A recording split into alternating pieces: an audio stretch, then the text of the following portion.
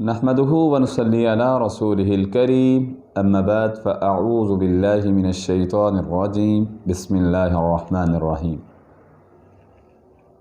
مسنون اذکار کے حوالے سے آج آپ کی خدمت میں ایک ایسا کلمہ رکھنے جا رہا ہوں، ایک ایسی دعا رکھنے جا رہا ہوں، ایک ایسا وظیفہ رکھنے جا رہا ہوں جو انسان چاہتا ہے کہ میری دعا اللہ شرف قبولیت سے نوازیں، وہ ان کلمات کے ساتھ دعا کرے تو اس کی دعا ضرور بضرور قبول ہوگی۔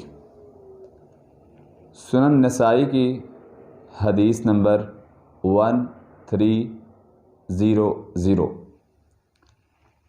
راوی سیدنا انس بن مالک بیان کرتے ہیں، رسول اکرم صلی اللہ علیہ وسلم ایک دن مسجد میں تشریف فرما تھے تو آپ نے دیکھا کہ ایک آدمی نماز پڑھنے کے بعد یہ دعا مانگ رہا ہے، ان کلمات کے ساتھ دعا کر رہا ہے۔ وہ کون سے کلمات تھے جن کے ساتھ وہ آدمی دعا کر رہا تھا؟ اللہم انی اسألک بأن لک الحمد لا الہ الا انت المنان بدیع السماوات والارض یا ذا الجلال والاکرام یا حی یا قیوم برحمتک استغیث۔ رسول اکرم صلی اللہ علیہ وسلم نے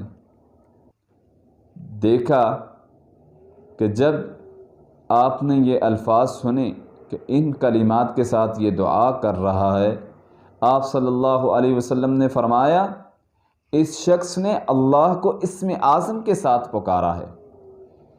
جو شخص ان کلمات کے ساتھ دعا کرے گا اللہ اس کی ضرور بضرور دعا قبول کریں گے۔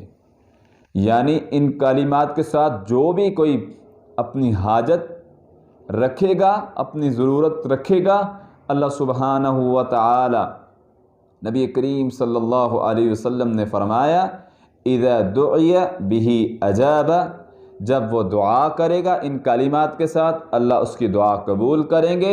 وَإِذَا سُئِلَ بِهِ أَعْطَى، اور جو کوئی بھی وہ سوال کرے گا اللہ سبحانہ و تعالی اس کو عطا کریں گے۔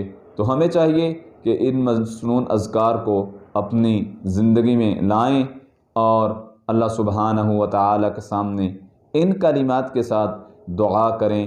اللہ سبحانہ و تعالی ہم سب کی نیک حاجات کو شرف قبولیت سے نوازے۔ اقول قولی ھذا استغفر اللہ من کل ذنب واتوب الیہ۔